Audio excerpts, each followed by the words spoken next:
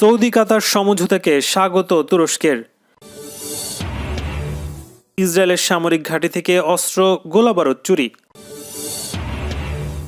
রুশ মিসাইল নিয়ে টানাপোড়েন ভারত এবং আমেরিকার। এবার কাতারের ওপর থেকে অবরোধ তুলে নিল সৌদি আরব। ধর্ষণ প্রমাণে 2 ফিঙ্গার টেস্ট নিষিদ্ধ করল পাকিস্তানের আদালত। ট্রাম্পের বিরুদ্ধে তদন্ত করতে এফবিআইকে চিঠি। সুলাইমানি হত্যার প্রতিবাদে জাতিসংঘ এবং বিভিন্ন দেশের স্পিকারদের কাছে চিঠি। সীমান্তে অভিনব অস্ত্র ব্যবহার করেছে চীন, অভিযোগ ভারতের। এবং নিষেধাজ্ঞা সত্ত্বেও ড্রোন খাতে পরাশক্তিতে পরিণত হয়েছে ইরান, বললেন সেদেশের সেনাবাহিনী।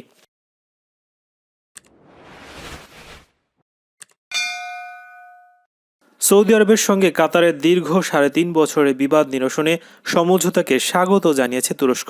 তুর্কি পররাষ্ট্র মন্ত্রণালয়ের এক বিবৃতিতে বলা হয়েছে, দুদেশের বিরোধ নিষ্পত্তিতে পারস্পরিক সীমান্ত খুলে দেওয়ার এই উদ্যোগ একটি গুরুত্বপূর্ণ পদক্ষেপ। সংকট নিরসনে কুয়েতের প্রচেষ্টার প্রশংসা করেছেন তুর্কি পররাষ্ট্র মন্ত্রণালয়। একই সঙ্গে এই ইস্যুতে কাজ করা অন্য দেশগুলোকে প্রচেষ্টাকে স্বাগত জানিয়েছে আঙ্কারা। তুর্কি পররাষ্ট্র মন্ত্রণালয়ের বিবৃতিতে বলা হয়েছে, আমাদের প্রত্যাশা পারস্পরিক সার্বভৌমত্বের প্রতি শ্রদ্ধার ভিত্তিতে এই বিরোধের একটি পূর্ণাঙ্গ ও স্থায়ী সমাধানে পৌঁছতে হবে। কাতারের জনগণের বিরুদ্ধে অন্যান্য নিষেধাজ্ঞাগুলো অবিলম্বে প্রত্যাহারের আহ্বান জানিয়েছে আঙ্কারা। 2017 সালের 5 জুন কথিত সন্ত্রাসবাদের সমর্থনের অভিযোগ এনে কাতারের সঙ্গে সম্পর্ক ছিন্ন করে সৌদি আরব, বাহরাইন, সংযুক্ত আরব আমিরাত ও মিশর। তবে সৌদি জোটের অভিযোগ অস্বীকার করে আসছে কাতার, বরং অবরোধকে রক্তপাতহীন যুদ্ধ ঘোষণার শামিল বলে মন্তব্য করেছেন কাতারের পররাষ্ট্রমন্ত্রী শেখ মোহাম্মদ বিন আব্দুর রহমান আল সানি। তার ভাষায়, সৌদি আরবের নেতৃত্বাধীন কয়েকটি আরব দেশ দোহার বিরুদ্ধে প্রকারান্তরে যুদ্ধ ঘোষণা করেছে। কাতার বিরোধী এই অবরোধ প্রত্যাহারে 13 দফা দাবি তুলে ধরেছিল সৌদি জোট। এর মধ্যে উল্লেখযোগ্য ছিল আল জাজিরা টেলিভিশন বন্ধ করে দেয়া, কাতার থেকে তুরস্কের সামরিক ঘাঁটি প্রত্যাহার এবং মুসলিম ব্রাদারহুডের সঙ্গে সম্পর্ক ছিন্ন করা। তবে সৌদি জোটের দাবি প্রত্যাখ্যান করে উল্টো তুরস্কের দিকে আরও বেশি ঝুঁকে পড়ে কাতার। তুরস্ক কাতারের সমর্থনে এগিয়ে আসে। বলা চলে, তুর্কি প্রেসিডেন্ট এরদোগান একাই সৌদি আরবের কাতার বিরোধী অবরোধ ব্যর্থ করে দেন। ইসরায়েলের সামরিক ঘাঁটি থেকে বিপুল পরিমাণ অস্ত্র এবং গোলাবারুদ চুরি হয়েছে, এমন খবর উঠে এসেছে ইসরায়েলি দৈনিক ইয়েদিয়ত আহরনাতের এক প্রতিবেদনে। পত্রিকাটি জানিয়েছে, ইসরায়েলের আর নাকাব এলাকায় প্রশিক্ষণের কাজের জন্য একটি গুরুত্বপূর্ণ সামরিক ঘাঁটি রয়েছে। সেখানকার অস্ত্র ভাণ্ডার থেকে চুরি হয়েছে অস্ত্র ও গোলাবারুদ। অজ্ঞাত ব্যক্তিরা এর সঙ্গে জড়িত, তবে তাদেরকে এখনও পর্যন্ত চিহ্নিত করা সম্ভব হয়নি। পত্রিকাটি আরও জানিয়েছে, তারা বিভিন্ন সূত্র থেকে জানতে পেরেছে 5.56 কিলোমিটার ব্যাসার্ধের 93,000 বেশি গুলি চুরি হয়েছে।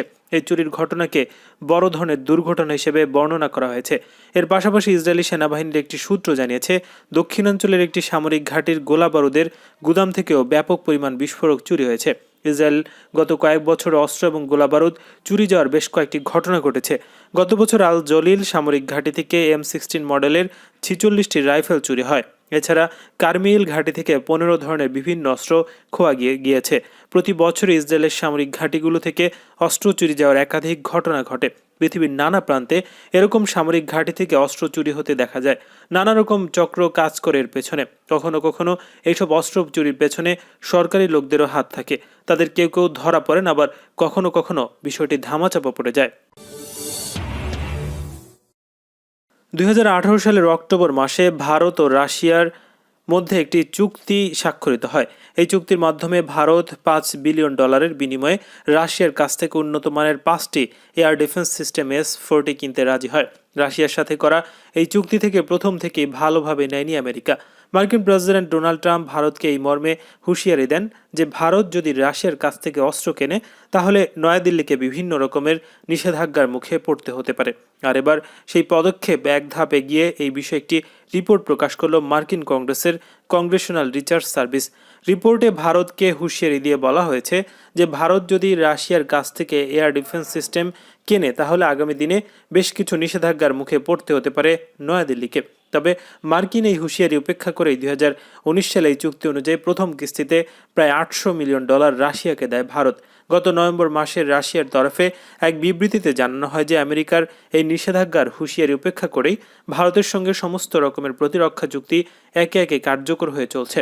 তবে ভারত প্রথম দেশ নয় যার বিরুদ্ধে S-400 কেনার জন্য নিষেধাজ্ঞার হুঁশিয়ারি দিয়েছে আমেরিকা। ভারতের আগে রাশিয়ার কাছ থেকে এই অস্ত্র কেনে তুরস্ক, যার ফলে ইতিমধ্যে আমেরিকার নিষেধাজ্ঞার মুখে পড়তে হয়েছে ন্যাটো সদস্য এই দেশকে। এদিকে রিপোর্টটিকে খুব বেশি আমল দিতে নারাজ বিশেষজ্ঞ মহল। তাদের দাবি, এই রিপোর্ট সত্ত্বেও রাশিয়ার সামরিক চুক্তি বাতিল করবে না ভারত। প্রতিবেশী কাতারের সঙ্গে নিজেদের আকাশ, জল এবং স্থল সীমা খুলে দিয়েছে সৌদি আরব। দোহার সঙ্গে 3 বছরের কূটনৈতিক সংকট কাটিয়ে উঠতে একটি সফল চুক্তির পর এমন সিদ্ধান্ত এসেছে। এর মধ্য দিয়ে দোহাকে বিচ্ছিন্ন করতে রিয়াদের নেতৃত্বাধীন জোটের অবরোধের অবসান ঘটবে। মঙ্গলবার উপসাগরীয় সহযোগিতা পরিষদের বার্ষিক সম্মেলনে পুরো চুক্তিটি সই করার কথা রয়েছে। সম্মেলনে মূল আলোচ্যসূচি হচ্ছে এই চুক্তি বলে খবর বলা হয়েছে। যুক্তরাষ্ট্র এবং কুয়েতে কর্মকর্তাদের বরাতে আরব নিউজ ও বার্তা সংস্থা AFPর প্রতিবেদনে এমন তথ্য মিলেছে। কাতারের আমির Sheikh Tamim bin Hamad Al থানির উপস্থিতিতে উত্তর পশ্চিমাঞ্চল সৌদি শহর আল উলা এই সম্মেলন অনুষ্ঠিত হবে। গত 3 বছর ধরে এই সম্মেলনে অংশ নেননি থানি। নিজেদের সন্ত্রাস বিরোধী জোট বলে দাবি করা 4 দেশ সৌদি আরব, সংযুক্ত আরব আমিরাত, মিশর, বাহরাইন বছর 3 আগে কাতারের বিরুদ্ধে বাণিজ্য, ভ্রমণ ও কূটনৈতিক নিষেধাজ্ঞা আরোপ করেছিল। সম্প্রতি কুয়েতের আমির শেখ নওয়াফ আল সাবাহের নেতৃত্বে একটি মধ্যস্থতা চেষ্টা হয়েছে, যার ফল হিসেবে এই চুক্তি সই হয়েছে। সোমবার কুয়েতের পররাষ্ট্রমন্ত্রী শেখ আহমদ আল সাবাহ এক বিবৃতিতে বলেন, শেখ নওয়াফের প্রস্তাবের উপর ভিত্তি করে কাতারের সঙ্গে আকাশ, জল এবং স্থল সীমা খুলে দেওয়ার সিদ্ধান্ত নিয়েছে সৌদি আরব। মঙ্গলবার চুক্তির সই অনুষ্ঠান প্রত্যক্ষ করতে মার্কিন প্রেসিডেন্ট ডোনাল্ড ট্রাম্পের বিশেষ উপদেষ্টা ও জামাতা জ্যারেড কুশনার সৌদি সফর যাবেন। তার সঙ্গে মধ্যপ্রাচ্য বিষয়ক মার্কিন দূত আভি বেরকাউস এবং পররাষ্ট্র মন্ত্রণালয়ের উপদেষ্টা ব্রিয়ান হুকও থাকবেন। ট্রাম্প প্রশাসনের এক জ্যেষ্ঠ কর্মকর্তা বলেছেন, উপসাগরীয় সহযোগিতা পরিষদের দেশগুলোর মধ্যে যে বিরোধ ছিল তার সমাধানে আমরা সফল হয়েছি। ধর্ষণের শিকার হওয়া নারী ও শিশুর শারীরিক পরীক্ষার জন্য ব্যবহৃত তথাকথিত 2 ফিঙ্গার টেস্ট নিষিদ্ধ করেছে পাকিস্তানের একটি আদালত। লাহোরের হাইকোর্ট সোমবার বিতর্কিত এই টেস্ট নিষিদ্ধ করার ঘোষণা দেয়। বিশ্ব স্বাস্থ্য সংস্থার মতে, ধর্ষণের প্রমাণে শারীরিক পরীক্ষার ক্ষেত্রে এই পদ্ধতির কোনো বিজ্ঞানসম্মত ভিত্তি নেই। এটি মানবাধিকারের চরম লঙ্ঘন। পৃথিবীর অনেক দেশে আগে এই টেস্টের প্রচলন থাকলেও বর্তমানে এটি নিষিদ্ধ করা হচ্ছে। পাকিস্তানের মানবাধিকার কর্মীরা এই পদ্ধতি বন্ধে একটি মামলা করেন। সেই মামলার শুনানি শেষে সোমবার লাহোরের হাইকোর্ট এ রায় দেয়। পাঞ্জাব প্রদেশে এটি কার্যকর হবে। তবে পাকিস্তানের পদ্ধতি নিষিদ্ধের রায় এটি প্রথম। মানবাধিকার কর্মীদের আশা, খুব দ্রুত এ রায় সারা দেশে কার্যকর হবে। সম্প্রতি পাকিস্তানে ধর্ষণ আইনে ব্যাপক পরিবর্তন আনা হয়েছে। ধর্ষকদের করা শাস্তির ব্যবস্থা করা হয়েছে। ধর্ষকদের খোঁজা করে দেওয়ার বিধান রেখে আইন পার্লামেন্টে পাশ হয়েছে। কিন্তু ভার্জিনি টেস্ট বা 2 ফিঙ্গার টেস্ট নিয়ে এতদিন পর্যন্ত কেউ কোনো কথা বলেনি। বস্তুত 2 ফিঙ্গার টেস্ট এক বহু পুরনো প্রচলিত পরীক্ষা। নির্বাচনের ফল বদলে দিতে জর্জিয়ার একজন কর্মকর্তাকে করা ট্রাম্পের ফোন আলাপ ফাঁসের ঘটনা ভিন্ন দিকে মোড় নিতে শুরু করেছে। এই ঘটনা এরই মধ্যে ট্রাম্পের বিরুদ্ধে তদন্ত শুরু করতে যুক্তরাষ্ট্রের কেন্দ্রীয় তদন্ত সংস্থা FBI-কে চিঠি দিয়েছেন দেশটির 2 জন আইন প্রণেতা। তারা হচ্ছেন ক্যালিফোর্নিয়ার কংগ্রেসম্যান টেড লিউ এবং নিউ ইয়র্কের ক্যাথলিন রাইস। গত 4 জানুয়ারি FBI পরিচালক ক্রিস্টোফার রেকে চিঠি পাঠানো এই 2 রাজনীতিকের 2 জনই ডেমোক্রেটিক পার্টির সদস্য। চিঠিতে বলা হয়, মার্কিন কংগ্রেসের সদস্য এবং প্রসিকিউটর হিসেবে আমরা বিশ্বাস করি যে ডোনাল্ড ট্রাম্প বেশ কয়েকটি নির্বাচনী অপরাধের ষড়যন্ত্রের সঙ্গে জড়িত ছিলেন। অবিলম্বে প্রেসিডেন্টের বিষয়ে ফৌজদারি তদন্তের শুরুর আহ্বান জানাচ্ছি। যুক্তরাষ্ট্রের আইনে জেনে শুনে এবং ইচ্ছাকৃতভাবে ভোটারদের সুষ্ঠু নির্বাচন থেকে বঞ্চিত করা অপরাধ হিসেবে গণ্য করা হয়। টুইটারে দেয়া এক পোস্টে সাবেক অ্যাটর্নি জেনারেল এরিক হোল্ডার বলেন, এই টেপটি শোনার সঙ্গে সঙ্গে আপনি এটিকে ফৌজদারি আইনে বিবেচনা করবেন। আলোচিত ফোন আলাপে জর্জিয়া অঙ্গরাজ্যের সেক্রেটারি অব স্টেট ব্রাড রাফেন্সপার্সকে রাজ্যটির নির্বাচনী ফল বদলে দিতে চাপ দেন ট্রাম্প। প্রভাবশালী মার্কিন সংবাদ মাধ্যম ওয়াশিংটন পোস্ট এই ফোন আলাপ ফাঁস করে দেয় মার্কিন রাজনীতিতে তোলপাড় শুরু হয়েছে। ব্রাডকে ট্রাম্প বলছেন জর্জিয়ায় জেতার মতো ভোট খুঁজে বের করতে, কারণ তিনি বিশ্বাস করেন না জর্জিয়ায় জো বাইডেনের কাছে তিনি হেরেছেন। এই প্রথম জর্জিয়ায় কোনো ডেমোক্রেট প্রার্থী রিপাবলিকান প্রার্থীর চেয়ে বেশি ভোট পেয়েছে। রাজ্যটির ইতিহাসে এমন ঘটনা অভূতপূর্ব। নির্বাচনের আগে জর্জিয়া জেতার ব্যাপারে ট্রাম্প যথেষ্ট আত্মবিশ্বাসী ছিলেন, কিন্তু শেষ পর্যন্ত তা সম্ভব হয়নি। 11,779টি ইলেকট্রাল ভোট বেশি পেয়েছেন জো বাইডেন। ইরানের পার্লামেন্ট স্পিকার মোহাম্মদ বাকের কালিবাফ যুক্তরাষ্ট্রের হাতে জেনারেল কাসেম সুলেমানির হত্যাকাণ্ডকে রাষ্ট্রীয় সন্ত্রাসবাদ এবং ইরাক ও ইরানের সার্বভৌমত্ব লঙ্ঘনের সুস্পষ্ট উদাহরণ হিসেবে বর্ণনা করেছেন।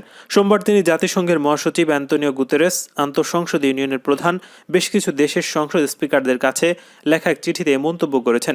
কালিবাফ বলেন, মার্কিন সরকার 2020 সালের 3রা জানুয়ারি ইরানের বীর সেনানী লেফটেন্যান্ট জেনারেল কাসেম সুলেমানিকে ইরাকের রাজধানী বাগদাদের একটি বেসামরিক এলাকায় সন্ত্রাসী হামলা চালিয়ে হত্যা করেছে। ইরাক সরকারের রাষ্ট্রীয় আমন্ত্রণে শহীদ সুলাইমানি দেশটির সফরে গিয়েছিলেন উল্লেখ করে কালিবাফ তার চিঠিতে বলেন, ইরানের এই শীর্ষ স্থানীয় সেনা কর্মকর্তা বিগত বছরগুলোতে সামরিক উপদেষ্টা হিসেবে ইরাকের সেনাবাহিনীকে সন্ত্রাস বিরোধী যুদ্ধে পরামর্শ দেওয়ার গুরুত্বপূর্ণ কাজ করে আসছিলেন। জেনারেল সুলাইমানি হত্যাকাণ্ডকে জাতিসংঘে ঘোষণা এবং আন্তর্জাতিক কনভেনশনগুলোর সুস্পষ্ট লঙ্ঘন হিসেবে উল্লেখ করে ইরানের পার্লামেন্ট স্পিকার তার চিঠিতে বলেন, এ ধরনের রাষ্ট্রীয় সন্ত্রাসবাদ বন্ধ করার ক্ষেত্রে জাতীয় সংঘের মতো আন্তর্জাতিক সংস্থাগুলোর পাশাপাশি বিভিন্ন দেশের পার্লামেন্টগুলো গুরুত্বপূর্ণ ভূমিকা পালন করতে পারে। চীনের পিপলস লিবারেশন আর্মি সীমান্তে চীন এমন অস্ত্র ব্যবহার করছে যা প্রথাগত নয়, এমনটাই দাবি করল ভারতের প্রতিরক্ষা মন্ত্রণালয়।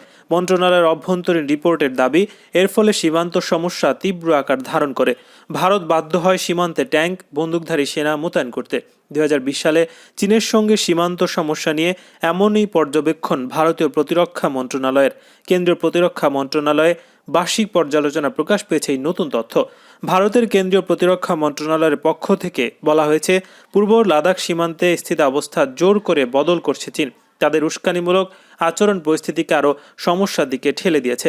প্রকৃত নিয়ন্ত্রণ রেখা বরাবর ভারত গোলমাল নিয়ন্ত্রণে রাখতে চেয়ে পূর্ব লাদাখের শান্তি রক্ষায় কঠোর হয়েছে।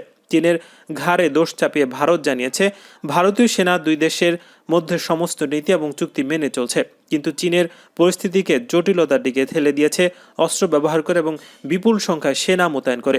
প্রতিরক্ষা মন্ত্রণালয়ের রিপোর্টে বলা হয়েছে, 20 জন ভারতীয় সেনা সেই সময় চীনের অনুপ্রবেশ রুখতে গিয়ে সীমান্তে প্রাণ হারিয়েছে। চীনেরও ক্ষতি হয়েছে। তবে এই ঘটনার দায় পুরোটাই চীন প্রশাসনের ওপর চাপিয়েছে ভারত। বর্ষ শেষের পর্যালোচনায় দেখা গিয়েছে কিভাবে বছর শেষে চীন ভারত সীমান্তে পরিস্থিতি উত্তপ্ত হয়ে ওঠে আগস্ট মাসের শেষ দিকে। চীনা সেনা ভারতীয় ভূখণ্ডে কিভাবে প্রবেশের চেষ্টা করছে একাধিকবার, সেটিও রিপোর্টে বলা হয়েছে। তবে পাশাপাশি রিপোর্টে এটাও বলা হয়েছে, শীতকালে যাতে সীমান্তে সমস্যা না হয়, শীতের সঞ্চয় সেই কারণে আগে থেকেই করা হয়েছে ওই সীমান্তে। চীনের সেনারা আবার কোনো সমস্যা করলে যাতে সীমান্তে ভারত মোকাবিলা করতে পারে, সেই বিষয়টি নজরে রেখেছে ভারতীয় সেনাবাহিনী। ইরানের সেনাবাহিনীর উপপ্রধান ব্রিগেডিয়ার জেনারেল মোহাম্মদ হোসেইন দাইদার্স বলেছেন, যুক্তরাষ্ট্রের সর্বাত্মক নিষেধাজ্ঞা সত্ত্বেও তার দেশ বিভিন্ন সামরিক সরঞ্জাম, বিশেষ করে পাইলটবিহীন বিমান বা ড্রোন তৈরিতে চোখ ধাঁধানো সাফল্য অর্জন করেছে। তিনি সোমবার ইরানের সেনাবাহিনীর কম্ব্যাট ড্রোনের প্রথম যৌথ মহড়ার প্রস্তুতি পরিদর্শন শেষে একথা জানায়। জেনারেল দাদ্দাস বলেন, শত্রুদের নিষ্ঠুর নিষেধাজ্ঞা সত্ত্বে ইরান নিজস্ব প্রযুক্তিতে এসব ড্রোন তৈরি করছে, যেগুলো বিশ্বের উন্নত দেশগুলোর ড্রোনের সাথে প্রতিযোগিতায় অংশ নিতে সক্ষম। শত্রুর যে কোনো হামলার কঠোর জবাব দেওয়ার জন্য ইরান সার্বক্ষণিকভাবে প্রস্তুত রয়েছে বলে জানান ইরানের সেনাবাহিনীর উপপ্রধান। মধ্যপ্রাচ্যে শান্তি ও স্থিতিশীলতার প্রতিষ্ঠা করার লক্ষ্যে এই যৌথ ড্রোন মহড়া চালানো হচ্ছে জানিয়ে জেনারেল দাদ্রোস বলেন, বহিঃশক্তি এবং শত্রুর যে কোনো চ্যালেঞ্জ মোকাবেলা করার জন্য ইরান সদা সর্বদা প্রস্তুত রয়েছে।